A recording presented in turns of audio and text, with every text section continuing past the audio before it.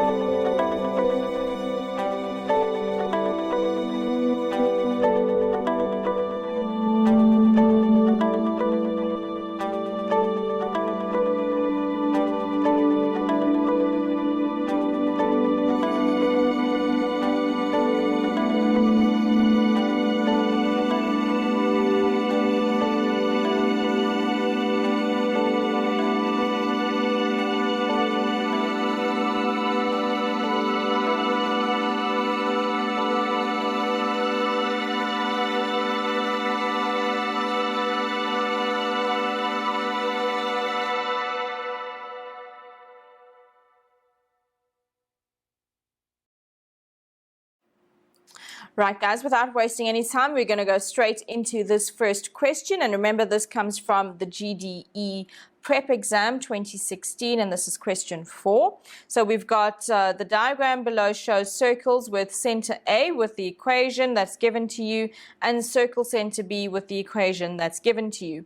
The two circles touch externally at the point T. All right, so that's that point there.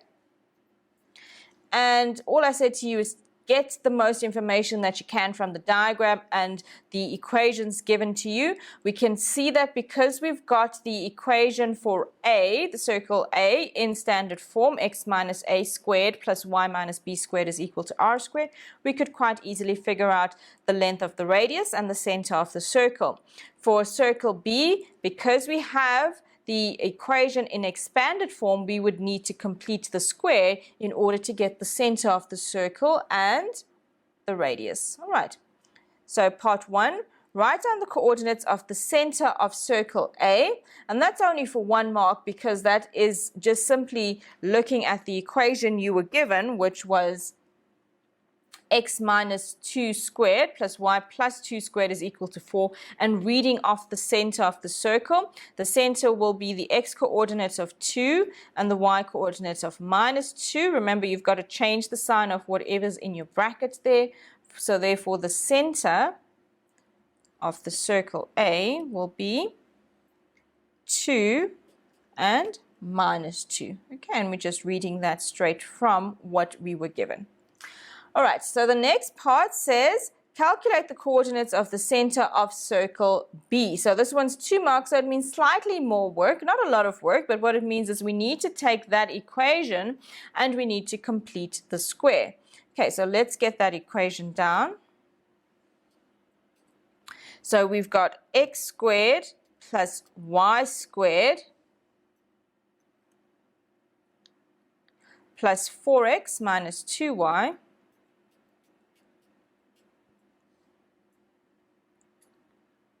plus p is equal to 0. Now, don't let the p scare you. Keep this in your equation. Treat it as you would any other variable. Just keep it as a variable by itself. We're going to write this equation, our radius, in terms of p. So don't let that worry you. It will sort itself out. Let's find the coordinates of the center of the circle. In order to do that, we need to complete the square. So I group the terms in x together, I group the terms in y together, and I move the p, which is now a constant, over to the right-hand side. Okay. I'm now going to complete the square. So on the left-hand side, I will get x plus 2 squared. How did I do that? I find a half of the b term and I added squared to both sides. Okay, and then you factorize. Plus, we're going to complete the square with y squared minus 2y. Remember, I'm not going into detail on how to do all of this because we've covered this in previous lessons. So to complete the square, we find a half of the b term. So a half of minus 2 is minus 1, and we square that, add that to both sides. So therefore, we get that our radius has the expression minus p plus 4 plus 1, which is going to give me 5 minus p. The center of the circle we can read off from our completed the square form. So the center of circle B will be minus 2, 1. Okay. Okay, let's quickly move on to the next one. 2.2, find the radius of circle B in terms of P. And guys, you see that once you've done part 2.1, that is just carried forward into the next part of the question. You don't have to do any additional work, but you're getting 2 marks for it. So the radius of circle B is going to be in terms of P, so that means P needs to be in your answer. So this is 2.3. Your radius. Okay, so remember this is in the form x minus a squared plus y minus 1 squared is equal to r squared. So this is r squared. So therefore your radius is going to be the square root of that. So therefore it will be the square root of 5 minus p. Okay. 2.4 or 2.3. So that was 2.2 there. Calculate the length of AB. So for the length of AB, now if you have a look at AB, that's going to be the distance between the centers of your circle. We know that the coordinates of A are 2 and -2, and B we just saw was -2 and 1. So that's a simple application of your distance formula. So we'll find the distance AB squared by using our distance formula. All right. So we're going to get the following. AB squared will be equal to, let's just write down the coordinates of A as well, which were 2 and -2. So I'm going to say x2 minus x1 squared plus y2 minus y1 squared. Remember to use your brackets so that you don't make a mistake with signs. So we get -2 minus 2, 4. 4 squared is 16, plus 1 minus -2 is 3. 3 squared is 9. So AB squared is 25. So therefore AB, which is the distance between the centers of the circles, will be the square root of 25, which is just 5 units. Okay, quickly moving on to 2.4. Right, find the value of P. Okay, so now this is interesting. We've got the distance between the centers of the circles, okay? So, and then the next question says find the value of P. So that tells me that somehow 2.3 is related to 2.4. How is it related? Well, we know that the distances between these circles is 5 units. I also know the distance from A to T, which is the length of the radius of circle A, is 2 units. Okay, because r squared is 4, so therefore the distance AT is going to be 2 units. So if my total distance from A to B is 5 units, that means the distance from B to T, which is the radius of circle B, should be 3 units. Okay, but we also know that we have an expression for the radius of circle B as the square root of 5 minus P. So therefore, the square root of 5 minus P is going to be equal to 3, because those radii are the same thing. So they're showing the same thing. So we can solve for P, and we'll get squaring both sides. 5 minus P is equal to 9. So therefore, P will be equal to 9 minus 5 is 4. So P would be equal to -4. All right, guys, so that's how we do the first part of this analytical geometry. Most of these questions, they are applications of what you already know in your circle geometry, hopefully by this stage of the year. A little trick here and there, but I think most of you would have managed this. Let's take a quick break before we continue with our review on Prelim Paper 2.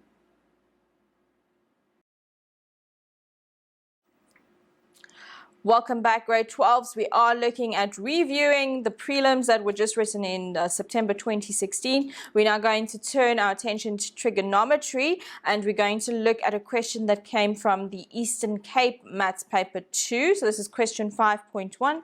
Once again, I'm going to give you time to take down the key information from what's on your screen, and then we'll go through the question together. You've got 2 minutes.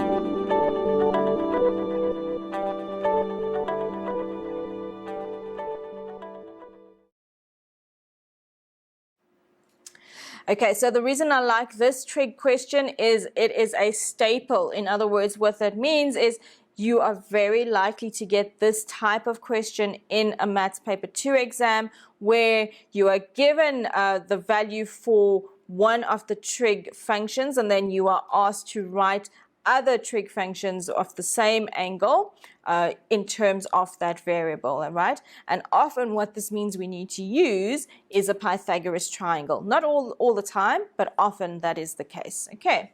So if cos of 52 degrees, you were given that that's equal to t, determine in its simplest form in terms of t without using a calculator, and that's also a big clue there that it's probably going to involve a Pythagoras triangle. And the first one is sine of negative 52 degrees. And because I can see that this angle is very similar to the one that I was given initially, that already is a clue to me that I need to use a Pythagoras triangle. Okay, so I've been given cos of 52 is t. I can rewrite t as t over 1, and I know that 52 degrees lies in the first quadrant. So I can make a diagram that looks like this, which is going to assist me with answering this question. All right, so we're going to draw up a triangle. Okay, and we are going to use, let's just use that blue line, right?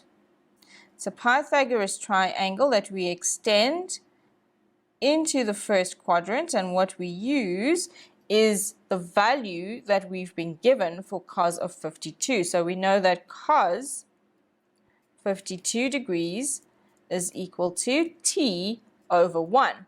I also know by definition, and remember this is called, just before we go there, this is called a Pythagoras triangle because when we draw the triangle, when we extend a ray from the origin to a point in the first quadrant and then drop a vertical line down, we create a 90-degree triangle. Hence it's called a Pythagoras triangle. Cos of 52 is equal to t over 1. By definition, I know that cos is adjacent over hypotenuse. So I can say if 52 degrees is at that point inside this triangle, cos will be adjacent over hypotenuse. So adjacent will take on a value of t, and the hypotenuse will take on a value of 1.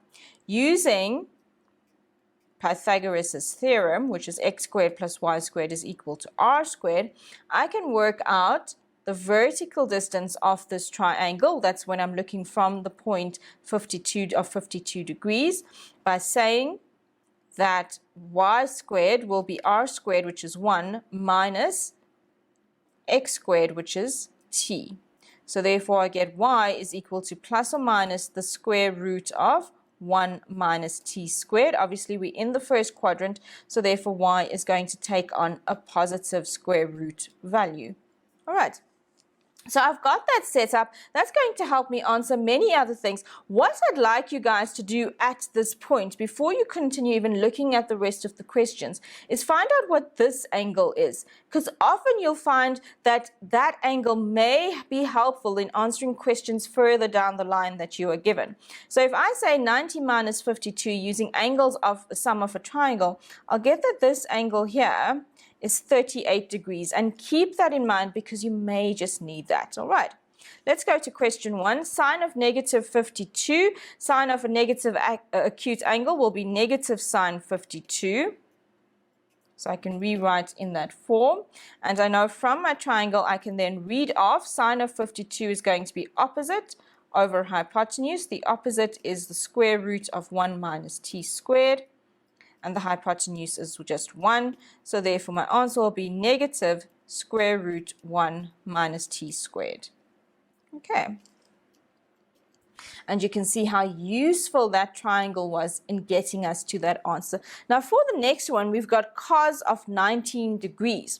So there, already by putting that 38 degrees in my triangle, I see that that's going to be quite useful because I know that 19 times 2 gives me 38. So somehow I've got to relate cos of 19 degrees to cos of 38 degrees. How do I do that? Well, we can do it as follows. We can say, well, cos of 38 degrees from this triangle that we've drawn up. So we're now moving to the angle 38 degrees. And we're saying, well, cos is then going to be, remember, if you move your angle, you're going to then have a different opposite side and a different adjacent side. So adjacent to the angle 38 degrees will be this length, square root 1 minus t squared. Your hypotenuse remains your hypotenuse. So therefore, cos of 38 degrees is equal to square root 1 minus t squared over 1. So it will stay the same. Okay, how do I relate this now to cos of 19? Well, I know that cos of 38 can be written as cos of 2 times 19. And then using my double angle formulae, I can expand this to give me 2 cos squared 19 minus 1. And then I can simply do a substitution. We know that cos of 38 is square root 1 minus t squared. And we know that cos of 38 can also be written as cos of 2 times 19, which is 2 cos squared 19 minus 1. And I don't need to rewrite that line. But in place of cos of 38, what I can simply say is that's equal to the square root of 1 minus t squared. So substitute that in and then solve for cos of 19. Okay, if you wanted to, you could have first written this in terms of cos 19 and then substituted your value square root 1 minus t squared in. Okay, so I'm going to get the following. I'm going to add 1 onto both sides. So I'll get 2 cos squared 19 is equal to square root 1 minus t squared plus 1. Divide both sides by 2. So my equation now looks like that, is equal to cos squared 19, and then square root both sides so that you'll get cos of 19 is equal to the square root of 1 minus t squared plus 1 all over 2. All right, so guys, it's not a pretty answer, but it is the correct one, and it also shows a logical process that you are able to follow. Okay, I promised you some geometry. Let's have a look at our first geometry question. Okay, these questions come from, the geometry questions we're looking at come from the GDE Maths Paper 2. This is the prep exam for 2016. I do like these questions. I think that some of you who were writing this as your prelim, if you did write the GDE one, you may find them a little bit tricky, but it's a good thing that we're going through them now so that if you were to see anything like this or similar to this, you'd already be able to do it. All right. Okay, guys. So I'm going to give you a few minutes just to take the diagram down and the information down. We'll go through this together. I'm only going to give you 2 minutes.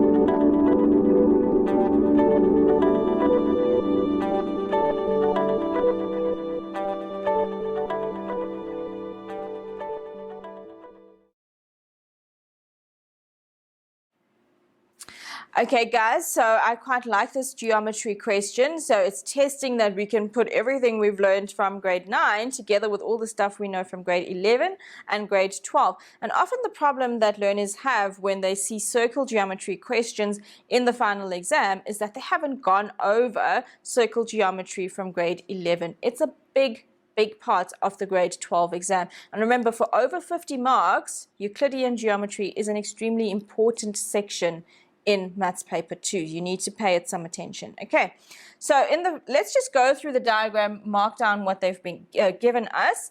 And I always like to use colors, and in your case, you can use a pencil to mark things off in my diagrams. So they tell us that BCDE is a cyclic quadrilateral. BE is equal to ED, that's been marked.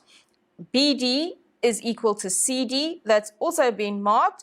And what else do we have? AE is parallel to CD, so that's the whole of AE is parallel to CD. ACG is a tangent at C, and it meets EB produced at the point AB, at the point A. Okay, so EB is extended to meet A.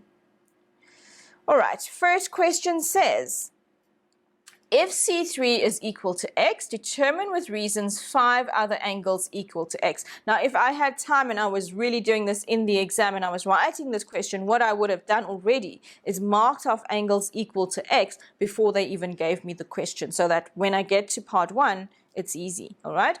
So let's go through this.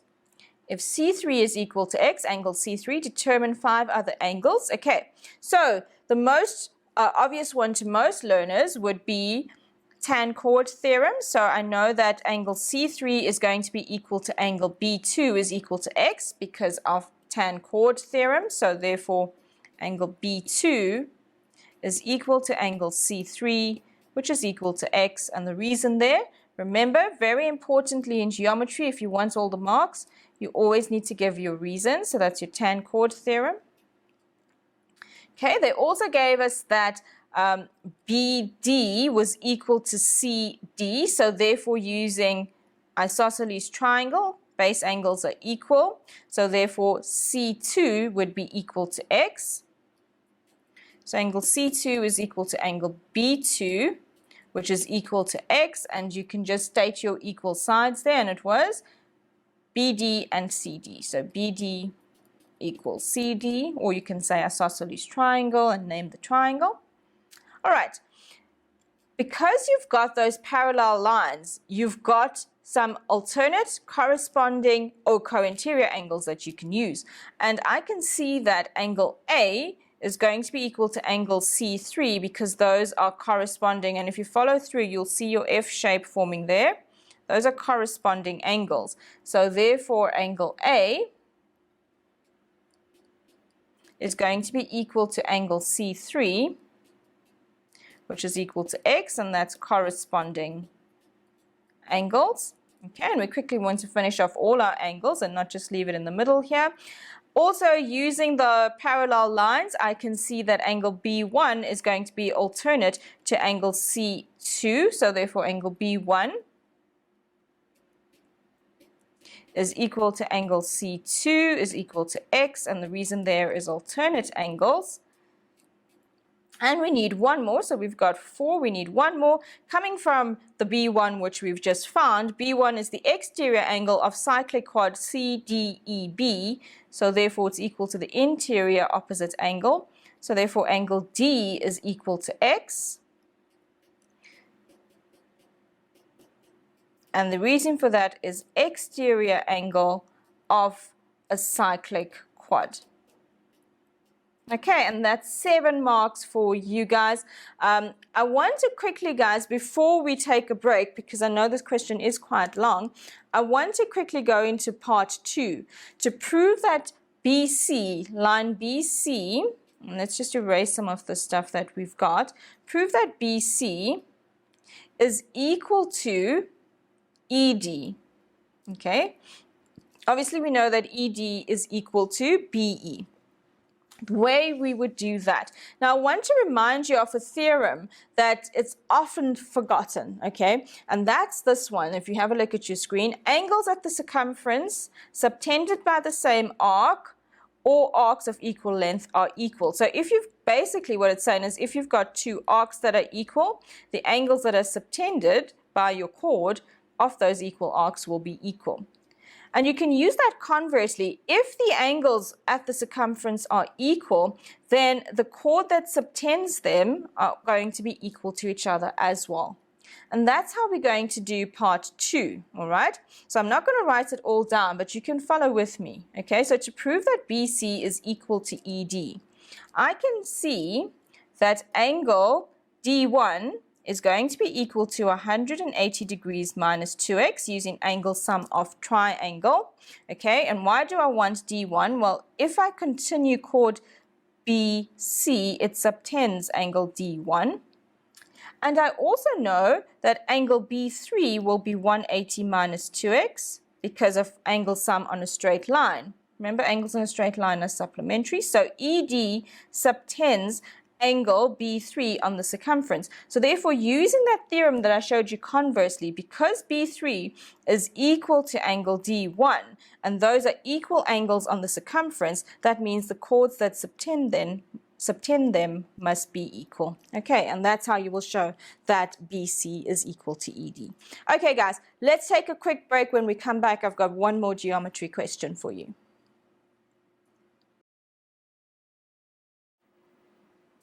Welcome back, everyone. This is our last question in the review of Prelim Paper 2.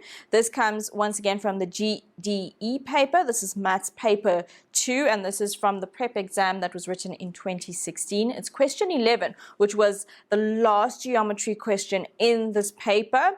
Hopefully those guys who did write this paper had enough time to get to it. It is a little bit of a tricky one. I'm not going to lie, it is a little bit tricky, and that's why I want to do it with you guys. I'm going to give you some time. Remember, during this time, take down the diagram, mark down your given information. That's it. And I'm going to give you 3 minutes to do that.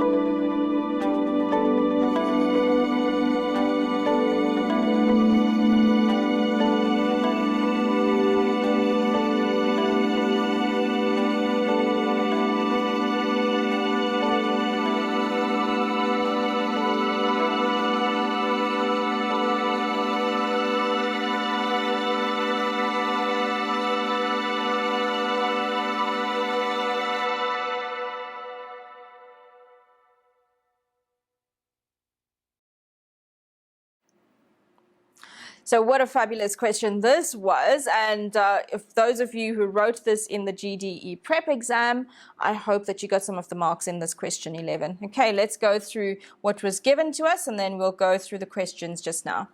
All right, so we are told that in the diagram, the length of the radius of the larger circle with center P is twice the length of the radius of the smaller circle with center Q. What I would start doing at this stage is already say, well, the length of the radius of circle center Q is going to be R, and then therefore the radius of P would be 2R, okay? So I start thinking about things like that.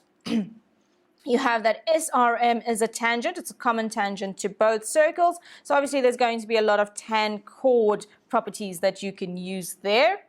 And lots of angles that are equal to each other. Okay, let's look at part 1. Calculate the size of angle R3. So that's this one here that I'm going to mark now. Calculate that angle if angle Q3, this one at the center of the little circle, is equal to 60 degrees. Okay, now because Q is the center of your smaller circle, remember you're also going to get a couple of radii in that smaller circle, so just remember that as well.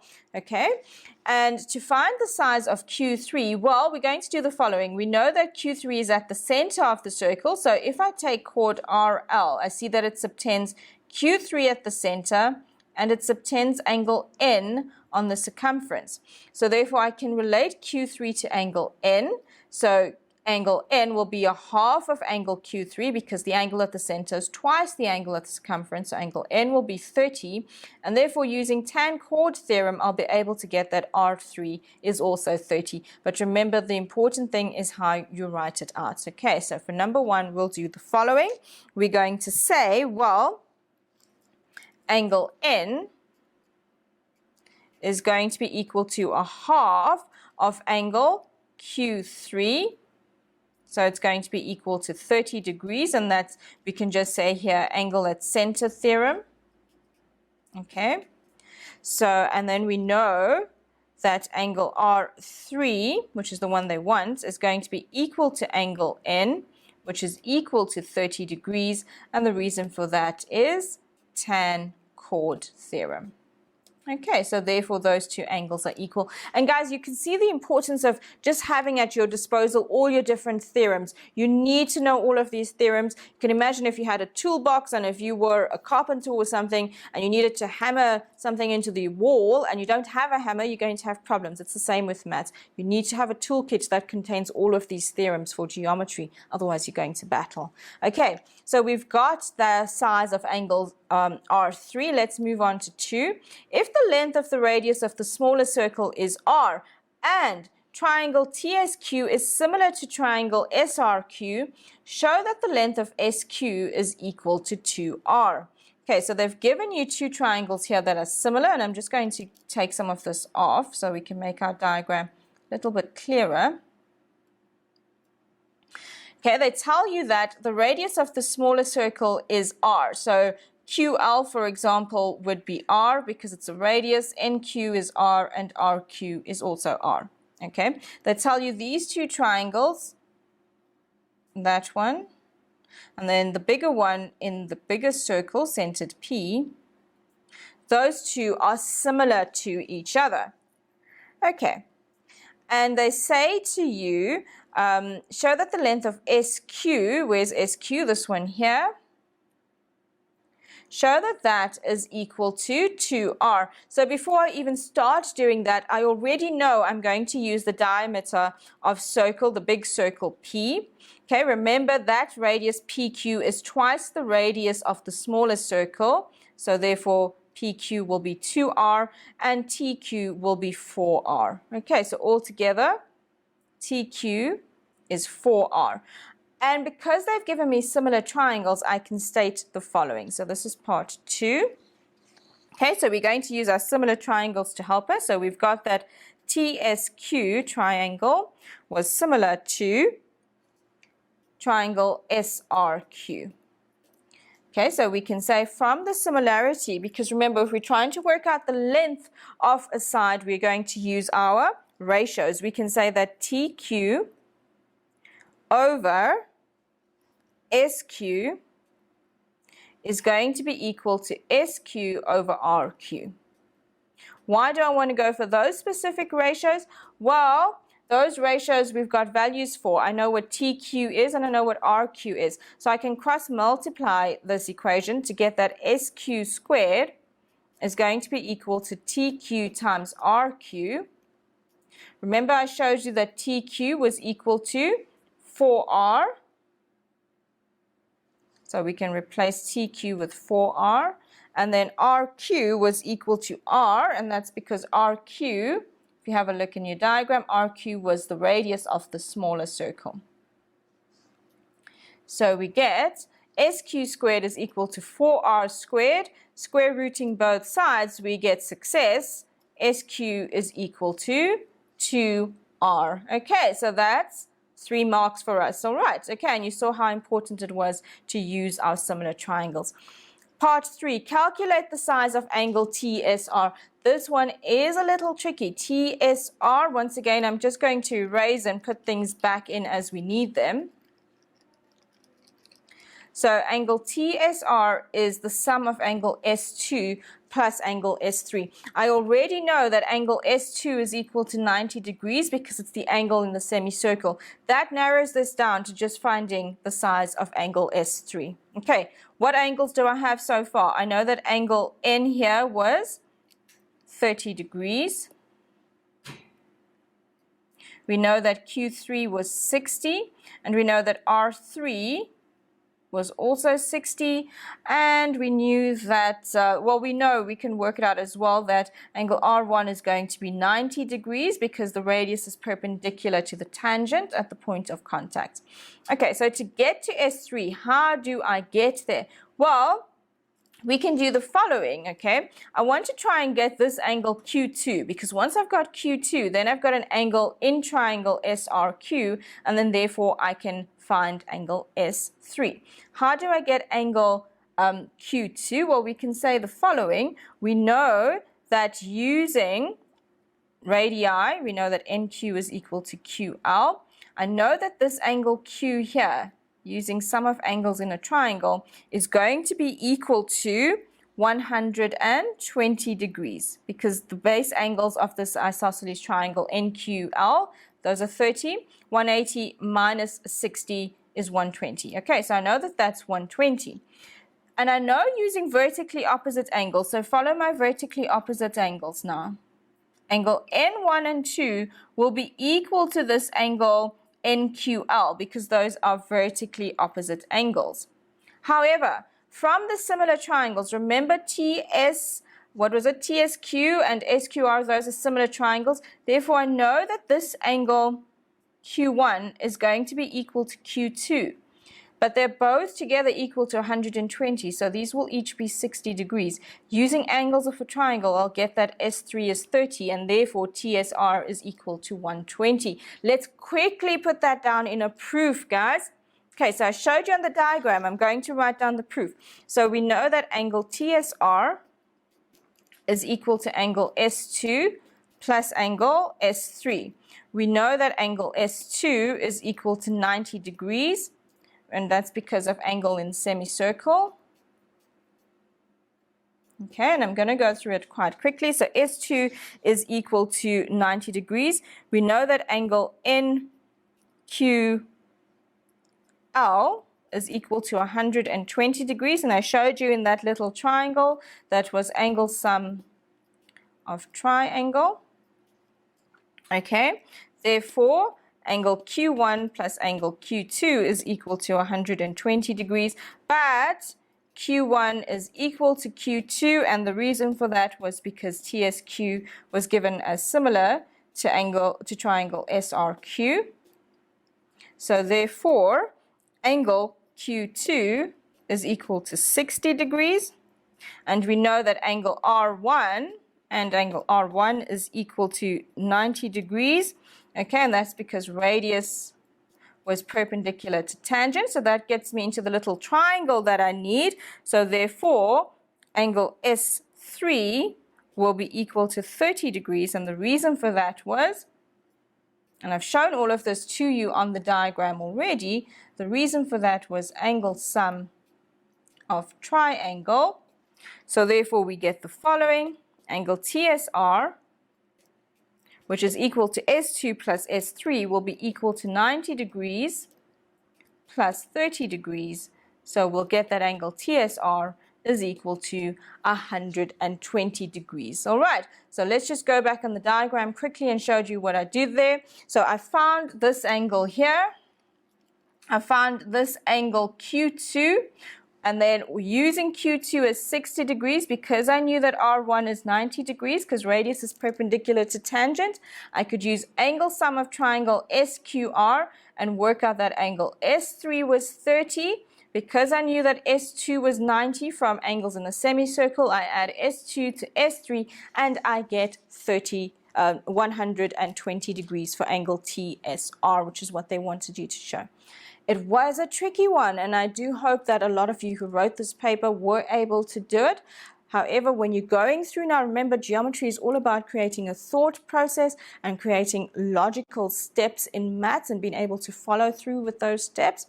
So hopefully now, when you go through this again, you will be able to do it without any more assistance. Okay, guys? I hope that this really helps you in your revision. Until next time, cheers.